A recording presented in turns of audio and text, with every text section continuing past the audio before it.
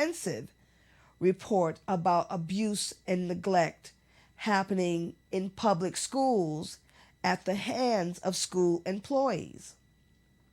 Then we've also read articles from the USA Today, the Wall Street Journal, and other national media outlets that has put a spotlight on abuse that is happening in schools. But we must remember that the first report for Connecticut was written by the Attorney General's office and the Office of Child Advocate, July 8th, 2010. And the reason why I bring that up is we're talking about abuse and neglect now like it just became a concern, that the alarm was just raised. But it wasn't. There was a very, very intensive report that was issued by then Attorney General Richard Blumenthal. And right now he is currently our congressperson for Connecticut. He's a senator, Richard Blumenthal. But he opened up with these very important words. And it would align with why my show is entitled Article 8. Excuse me. So we will talk about Article 8 right now. This is an excerpt from the report from 2010. The right to education is enshrined in the Connecticut's Constitution, Article 8. As a general rule, towns are required to maintain a public school system in which parents may enroll their children to be educated. Parents trust school personnel to educate their children in a safe and secure environment. Unfortunately, there are times when school employees are accused of abusing, neglecting, or otherwise placing children at risk or harm. When such allegations are made, it is critical, and I will repeat, it is critical that they be properly addressed to ensure the safety of all Connecticut's children. So my segment today, Article 8 with Gwen Samuel, will be about protecting our children. So in order to protect children, that means we must draw a hard line in the sand that said every child, regardless of their race, zip code, or the income level of their family, are entitled to safe schools, quality educational opportunities that can ensure they have a fair chance at life. Now, we all know life is not fair, but we deserve to give our children a fair chance at life. That means we must ensure every educational opportunity is of such high quality standard that they could graduate high school to become productive citizens, right? Able to engage in the employment process if they're looking for jobs, or if they are going on to higher education, whether it's in technical schools or trade schools or traditional colleges, like our historical black colleges that Connecticut rarely mentions. And so to talk about protecting our children, we need to look at not just the abuse that is happening at the hands of school employees, which could mean educators, teachers, administrators, principals, maintenance workers, contractors, cafeteria workers, any public servant that is hired to interact with children. There is a code of professional responsibility. And one of those responsibilities is do no harm to children. So we are paying people right now as taxpayers to educate our children, yet some are crossing the lines. If we look at the recent release of a career educator from Hartford, Connecticut. A judge dismissed his charges last week. I believe his name was Mr. Janal, so forgive me if I'm not saying his name correctly. But he was arrested for sexting a young girl, age 13.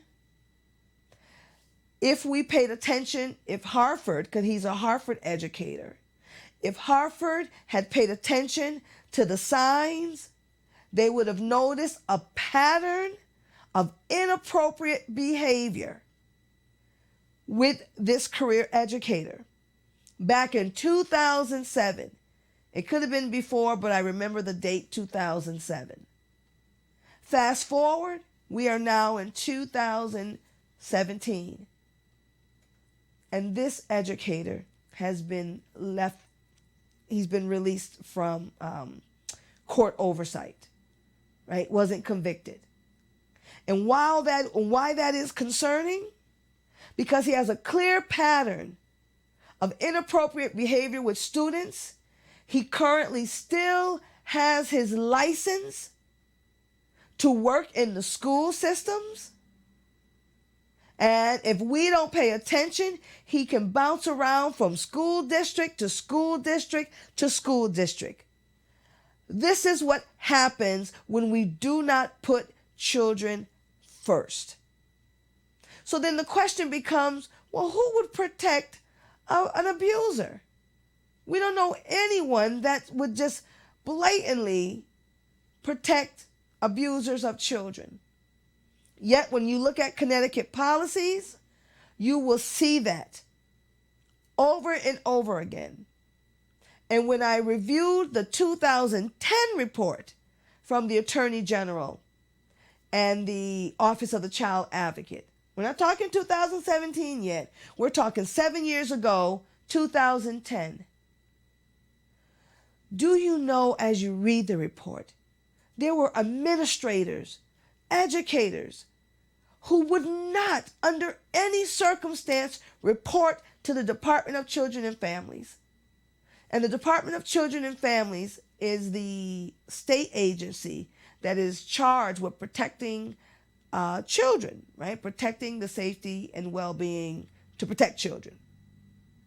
But yet when you read 2010, public servants were blatantly, intentionally not doing right by children.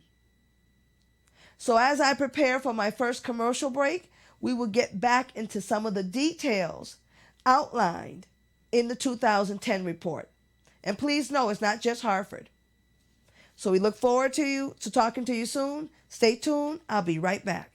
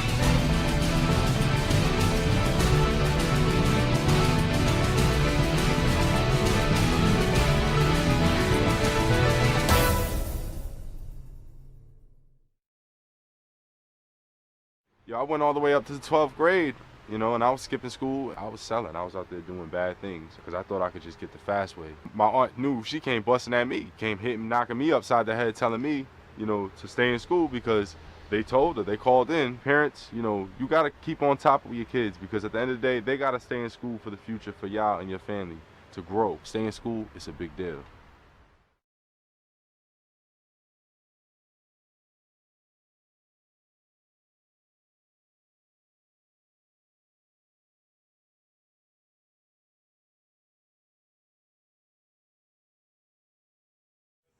I started skipping school at the age of 7. My mom didn't realize until she actually went to go pick up my notes. And she realized I was getting left back. After that, I started hanging out with the wrong crew. I ended up in jail 3 times. Parents, what I'm trying to say is keep on top of your kids. Make sure you call, make sure you do what you gotta do. You know, parents, school is important. It's a big deal.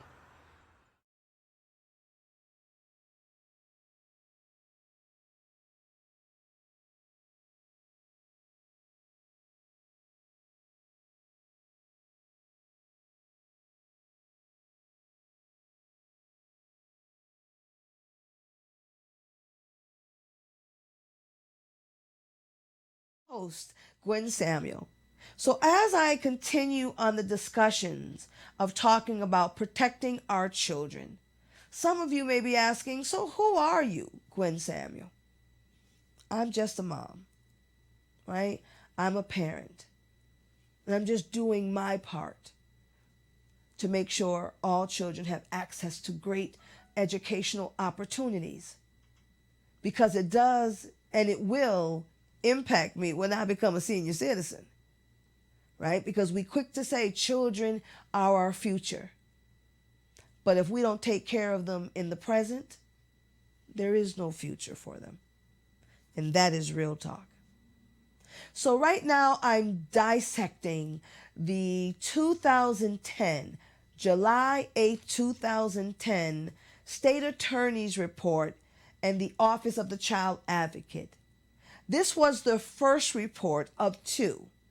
The first report, of course, was July 2010, and then there was a most recent report in February of 2017, which focused on Hartford.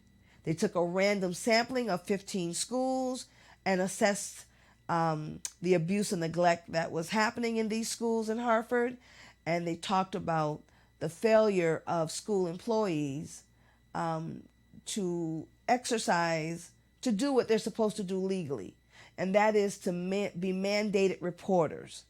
That means if they see abuse and neglect, I believe they have 15 hours to report it, and yet many educators were not doing that. But most of us think that was just the first report, but we must remember that there was one in July of 2010 submitted by then Attorney General Richard Blumenthal. And he lays out the whole legal framework around protecting children's rights, protecting children. And if we look at this from a legal standpoint, we must remember the CJEF ruling that just happened in September of 2016. CJEF is the Connecticut Coalition for Justice and Educational Funding. Somewhere around that. That's the acronym. And the judge ruled a few things. 1, schools are for kids. 2, the State Department of Education has the ultimate responsibility to protect children. So keywords, schools are for children. So then we must begin to ask ourselves the question, what happens when we don't protect children? And that is what these reports are, these investigative reports. So I want to talk about the legal framework that's outlined, again, in the July 2010 report around protecting our children. And the report outlines 3 areas, right? The first being background checks, ensuring that school districts, local school districts, are doing thorough, I mean extremely thorough background checks before you hire anyone into Connecticut systems. And that's going to be important because when we follow the abuse and neglect that happened very recently, or last year, I believe, with Sands Elementary School in Hartford, Connecticut. I supported the Hartford Parent University and other parents around a case where a Mr. Hempel led a professional development exercise which violated the civil rights of Sands Elementary School. And what the exercise did was place labels, colored stickers, like you were labeling animals, on the back of children. Spanish speaking, English language learners, children with disabilities. These were actually placed on the bodies of children. This was emotional neglect because you had singled out children based on certain characteristics, which, by the way, is illegal, because Sand Elementary School, based on its poverty rate, receives federal funding via Title I. So, and federal funding is very clear. If you receive our federal dollars, you don't get the luxury of discriminating against anyone, any child, because of race, ethnicity, sexual orientation, nation of origin. None of that. Yet Sand Elementary School administrators and educators participated. And as a result, the State Department of Education did an investigation. Shout out to Miss Teresa Hopkins Statons, the former vice chair of the State Department of Education, who demanded that the State Department of Education investigate this. They did not allow it to be swept under the rug. And as a result, there was a substantiated, let me be clear, that means they were found guilty of violating Sands Elementary children's, discriminating against them because of their place of national origin, where they were from, and based on their disability. I think the weakness of the report, even though they were found guilty, is that there was not, to my knowledge, a Department of Children and Families investigation. And that matters. And I'll tell you why that matters in a moment. So let's talk about standards of conduct for school personnel. Based on the 2010 report by then Attorney General Blumenthal and Office of the Child Advocate, he states, teachers, school administrators, and coaches who wish to be employed by any Connecticut Board of Education, including approved private special education facilities. So let me be clear, just because you might be a private institution, if you partner and meet the requirements of state of Connecticut, you can't discriminate and abuse children either. Approved private special education facilities must be properly certified by the State Department of Education. In addition to licensure, the conduct of teachers and school administration is governed by the Code of Professional Responsibility for Teachers and Code of Professional Responsibility for School Administrators, established through regulations by the State Department of Education. These codes outline the educator's responsibilities to the student, not students' responsibilities to the public servant, even though there are expectations, right, of code of conduct in the classroom. But legally, these codes outline the educator's responsibilities to the student, the profession, and the community, with the code for administrators enumerating additional responsibilities for administrators. Both codes provide guidelines for the ethical and professional conduct of teachers and school administrators, and as such, serve as a guide for decisions regarding license revocation. That means if you don't do right by children, if you harm children, if you do not comply with these professional code of responsibilities, you could lose your license to teach in the state of Connecticut. So among the responsibilities listed with respect to students, the Code of Professional Responsibilities for Teachers states that teachers shall, not maybe, you shall, recognize, respect, and uphold the dignity and worth of students as individual human beings. And I'm going to stop there for a moment. Now I should continue. And therefore deal justly and considerately, I'm just reading this so I can make sure, with students. Let's go back with treating children as human beings. If you look at suspension and expulsions, if you look at the level of abuse across this state, it disproportionately affects children of color and special needs children. And so much so that parents of color and children feel that they are treated less than animals. And am I saying we should be harming animals? Absolutely not. But in the state of Connecticut, based on our patterns of behavior of institutional racism, Connecticut is a messaging state. It doesn't like to say racism. It likes to say it just has biases. Whatever it is, racism, biases, you don't treat all children equally.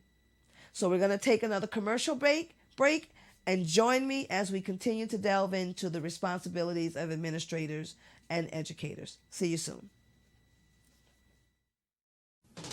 These are the monsters of the road. Ever drive alongside a tractor trailer in the rain? Scary. You're hoping they don't change lanes. Now they see you, now they don't. This monster can crush you in an instant. They may be insured for millions, but you're not thinking of that in a dangerous situation. I'm attorney Jeffrey Dressler. Have an accident, you know what to do.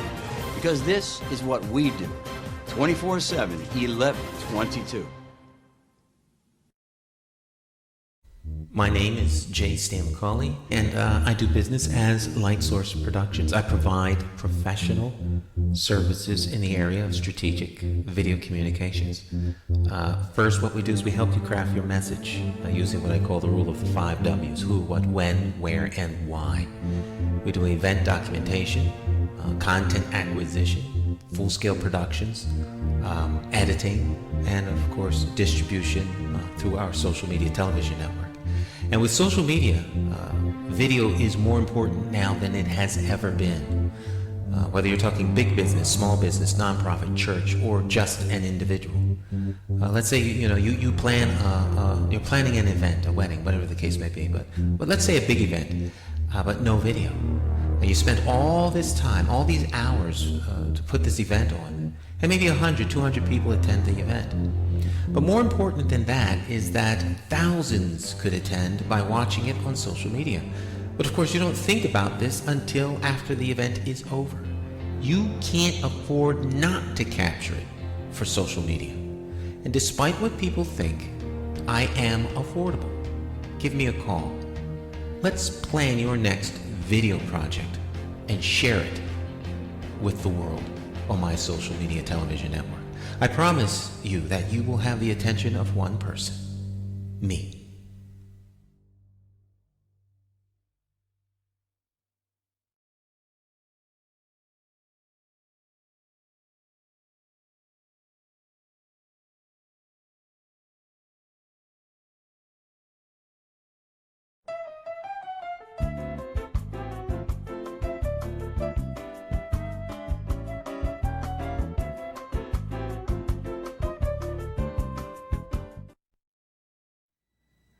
Welcome back to Article 8 with Gwen Samuel, and I am your host, Gwen Samuel.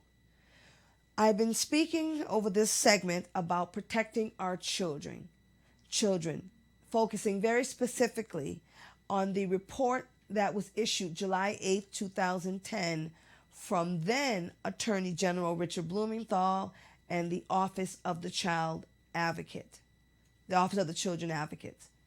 And this report deals with the legal framework. It cites examples. It focused on 5 cities: East Hartford, Southington, Bridgeport, New Haven, and I think I'm missing one, Bridgeport. So the report from 2010 focused on those 5 cities around abuse and neglect, child abuse and neglect in schools in those communities. And then the report from February 9, 2017 focused on a random sampling of 15 schools in Hartford, Connecticut. The tragedy is we are still hiding and protecting abusers in these schools to date. So I was talking about teacher code of conduct. And one thing that when it talks about the responsibility of educators and administrators, it talks about things that expressly prohibits, things that are prohibited as it relates to conduct. It says the code of conduct for teachers and administrators expressly prohibits the following: abuse, his or her position as a professional with students for private advantage. And I believe, based on legislation that has been introduced during this legislative session, that teachers' unions, very specifically the Connecticut Education Association, has drew a line in the sand that they will protect its members by any means necessary. By introducing bill after bill, by organizing to protect their members, even though they are protecting those that harm children. So I believe this is for personal gain. And I do believe that no private entity, no public servant should have that kind of power over the education, the roles and responsibilities regarding education. You are a paid public servant. So how do you have such authority to create laws or influence laws that protect adults versus children? Number 2, it talks about prohibited behavior, sexual or physical harassment or abuse students. So it says this is expressly prohibited. Sexual or physical harass or abuse students. 3, emotionally abused students. What happened at Sand should not have been allowed to happen. And it's sad to know that many of those educators are still in that school, especially the administrator, and have not been held accountable for violating those children's civil rights and for emotionally abusing them. When you got children coming home and said, "Mom, I must be stupid because I got the yellow sticker on my back," whoever says that's not emotionally neglect, emotional abuse, should find another profession. And that's real talk. It also talks about prohibited is to engage in any misconduct which would put students at risk. And that leads me to the suspension and expulsion report that was just released in May, last week actually, at the State Department of Education. The fact that we are suspending out of school preschoolers. This book says, let's get ready for kindergarten. Yet we're suspending children as young as 3 years old in the state of Connecticut. Something's wrong with that picture. This says, let's get ready for first grade. Yet we are suspending preschool children.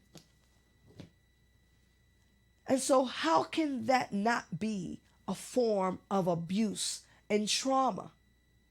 Especially when all this money, this funding has went into early childhood education, talking about neuroscience and cognitive development, and all this money to create the early childhood office. And yet the best Connecticut can do, the wealthiest state in the nation, is to suspend children that are as young as 3 years old. For the 2015 and 2016 year, they suspended out of school 1,674 children. And out of the 1,674, 1,198 were Black and Hispanic children. If you don't think that is abuse, if you don't think that is discriminatory, then again, you should find another profession. Because as I stated in the beginning of this segment, Article 8 ensures that every student, they didn't say just say white children, Asian children, affluent children, West Hartford children, all children were entitled to a safe and secure learning environment. Article 8 also says that elementary and secondary schools shall be free. But the Supreme Court said they're just not supposed to be free. They need to be quality that children can get a fair chance at life. And if we are willing to put children out as early as 3 years old, then that means lawmakers and decision makers are allowing school districts to discriminate against certain populations of children, which is another form of abuse. There was a recent report that just came out last week as well, or the week before, from the Association of American Pediatrics. I'll make sure I post all of this on my Facebook. I have a Facebook page, Gwen Samuel, and I'll also post it on my website, realtalkgwensamuel.com. And it talks about the trauma, right? The physical ramifications of racism, of discrimination in the classrooms. So I say to everyone today, as I'm preparing to close, number one, thank you so much for tuning in every Wednesday to learn, so we can learn from one another of how we can support children more effectively. Number two, join us at 11 o'clock today, May 10th, at 11 o'clock on 21 Oak Street in Hartford, Connecticut, as we prepare, as we host a press conference and a call to action, so that these reports will move from just being reports that we read and say, oh my goodness, to solution-oriented and figuring out ways strategically how we will work together to ensure that no child is abused in Connecticut public schools. To the educators out there, let us be clear. Your teacher union's leadership will tell you everything they're doing is to protect you. The advocacy that parents and communities are doing is anti-teacher. We are pro-children, and we are your allies. But when your leadership protects bad teachers, bad administrators, other school employees, it puts a dark cloud over the great teachers we have in the schools. So just know that we are not your enemies. We are enemies to bad policy that allows people to get away with harming children. So join us in the efforts to protect children, because then in turn, we support you as well. Because the only thing we want in the classroom is great educators, great administrators. So thank you so much for joining me for my third episode of Article 8 with Gwen Samuel. Next week, we're going to be having a former commissioner coming in, and we're going to be talking about early childhood education, about Head Start, and some great activities around community reading activities to promote literacy in our communities. So thank you so much for joining me this session. I will see you at 11 o'clock on 21 Oak Street. Protecting our children for the children. Have a great week. Goodbye. So as I transition out, I promised myself I wouldn't get emotional. The reason why I'm getting it out the way now is because I will be a student with you. Because every day is a day of learning. This is a classroom. Life is a classroom. And this classroom ain't treating us too well. But I will say this, they do to us what we allow. Because you don't see suburban communities saying these same things. You better believe if a suburban mom thought you were thinking about dragging their baby, you won't have a job. And that's just thinking it. If I think you're not looking right at my baby, you're not going to have a job. But for us, they are saying we assault you, we hurt you, but you better have your baby back in our class on Monday.